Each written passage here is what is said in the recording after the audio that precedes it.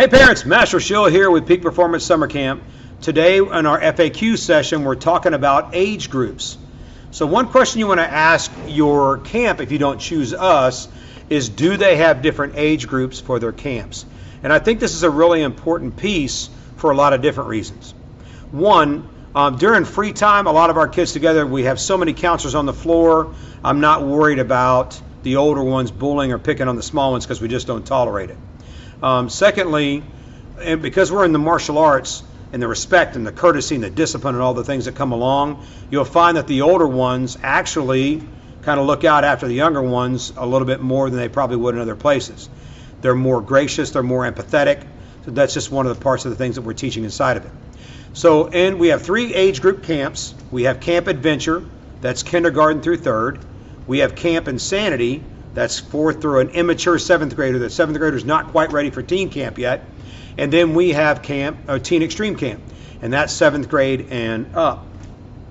Now in these groups, the grade is determined, what grade group they're in is determined on what grade they're going to be starting in August for their school year. So if they're in 3rd grade now, but they're starting 4th grade in August, they'll be in Camp Insanity. And then the same thing for Adventure. And for Camp Adventure, let me answer this question real quick, because I know people call. I've got a 4-year-old. Can I put him in camp? And the answer to that question is, if they're starting kindergarten in August, yes. If they're a pre-K 3-year-old or pre-K 4-year-old coming up, no. Our camps move so fast that we've found that the 3 and 4-year-olds just cannot keep pace. And I don't want them to be overwhelmed. A lot of them can't tie shoes and they can't do things. And that's another thing too, is that if you've got a child that can't tie shoes, try to send Velcro shoes on the closed-toed shoe days, which is the majority of them. And for the camps themselves, I've got questions that parents that'll ask questions about, well, what if I have a 2nd grader and a 5th grader? Can't the 2nd grader just be with a 5th grader? No.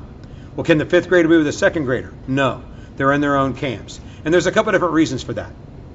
One, it's maturity level. A lot of times the 2nd graders are not where the 4th and 5th graders are at, and they're just not ready for that interaction. And it's a much faster interaction a lot of times. A lot of times with the older sibling, it's not fair to them to put them in the younger group. They have nobody their age in there, and they feel like all they're doing is babysitting. And I get it. A lot of parents are like, you better look after your little brother or little sister today, take care of them, and so that put that burden on that older child. And that's really what our job is. So we want those older children to be able to enjoy themselves, make new friends, increase their social interaction, improve their confidence and their self-esteem, and really just grow this summer. Same thing with the younger ones.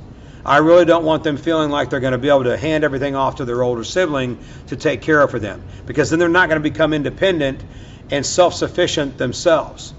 And a lot of times, even if I have students that are in the same group, maybe they're a year apart, I don't even really want them riding together on the bus together.